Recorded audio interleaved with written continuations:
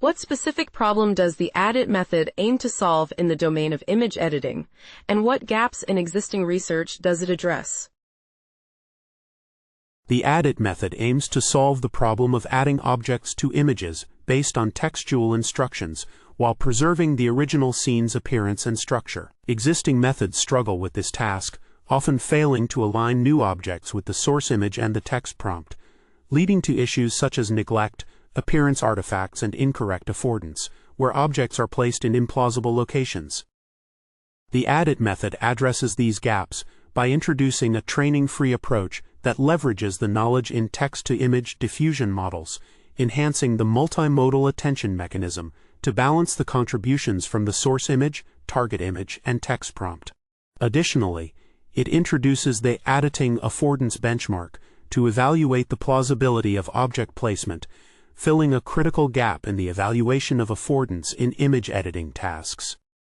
Overall, add-it significantly improves the success rate of object insertion, achieving state-of-the-art results compared to previous methods. Can you explain how the proposed add-it method works, illustrating its key components and the step-by-step process of object insertion from a textual prompt into a source image? The proposed add-it method for object insertion operates by leveraging a pre-trained diffusion model without requiring additional training. Its key components include a weighted extended self-attention mechanism, a noising approach to preserve the source image's structure, and a subject-guided latent blending mechanism. The process begins by balancing information from three sources: the source image, the target image, and the textual prompt, using a weighted attention mechanism to ensure that the prompt is adequately considered during generation.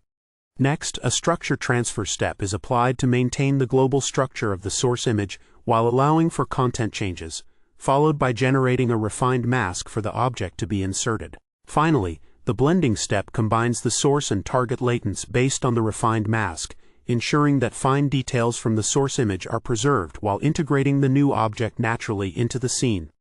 Can you provide a simple example to illustrate how the add-it algorithm operates, detailing the steps taken to add an object to an image? The add-it algorithm operates by leveraging a pre-trained diffusion model to add an object to an image based on a textual prompt. First, it employs a weighted extended self-attention mechanism that balances information from the source image, the target image, and the text prompt. For instance, if the task is to add a cat to a picture of a dog, the algorithm processes the source image, the dog, the target image, the image being edited, and the prompt, add a cat. Next, it applies a structure transfer step to ensure the new object aligns with the existing scene's structure, allowing for natural placement. Finally, the subject-guided latent blending mechanism is used to preserve fine details of the source image while integrating the new object, ensuring that shadows and reflections are appropriately adjusted for a seamless result. What theoretical or practical advantages does the add-it method provide compared to existing image editing techniques, particularly in terms of efficiency and accuracy? The add-it method offers significant theoretical and practical advantages over existing image editing techniques, particularly in efficiency and accuracy. Firstly, it is a training-free approach that leverages pre-trained text-to-image diffusion models, allowing for immediate application without the need for additional training or fine-tuning, which enhances efficiency. Secondly, add-it introduces a weighted extended self-attention mechanism that balances information from the source image, target image, and text prompt, leading to improved accuracy in object placement and alignment with the original scene. This mechanism addresses common failure modes such as neglect and affordance, resulting in a marked increase in affordance scores from 47% to 83%. Additionally, the method incorporates a novel subject-guided latent blending technique that preserves fine details of the source image while enabling necessary adjustments, further enhancing the naturalness and context of the edited images.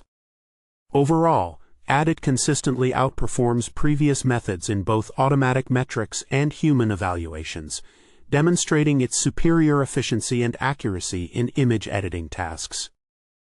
How was the add-it method validated? Please describe the datasets, benchmarks, and specific metrics used to assess its performance. The ADIT method was validated using several datasets and benchmarks, including the EmuEdit validation set and a newly created editing benchmark. The EmuEdit benchmark consists of images and prompts designed for insertion instructions, where ADIT outperformed all previous approaches in metrics such as clip_dir, clip_out, and inclusion. The editing benchmark was generated using ChatGPT to create 200 sets of source and target prompts, with 100 viable sets filtered for evaluation, where ADIT again surpassed all baselines on clip_dir and clip_im metrics. Additionally, the method was assessed using the editing affordance benchmark, which includes 200 images with manually annotated bounding boxes indicating plausible object insertion locations, where ADIT demonstrated a significant improvement in affordance scores compared to other methods. Performance metrics included clip-based metrics for image similarity and object inclusion, as well as human evaluations where it was preferred in over 80% of cases against competing methods. What limitations did the authors encounter with the ADIT method, particularly regarding its application on real images, and how do they propose to address these limitations in future work? The authors identified several limitations with the ADIT method, particularly in its application to real images. They noted that the method relies on pretrained diffusion models, which may inherit biases from the training data, potentially leading to incorrect object placements in complex scenes. Additionally, they found that the effectiveness of ADIT on real images is not as high as on generated images, attributing this shortcoming to the current flux inversion algorithm. To address these limitations in future work, the authors suggest that developing a more advanced inversion algorithm could enhance the performance of ADIT on real images, allowing for better object insertion and alignment with the source image context.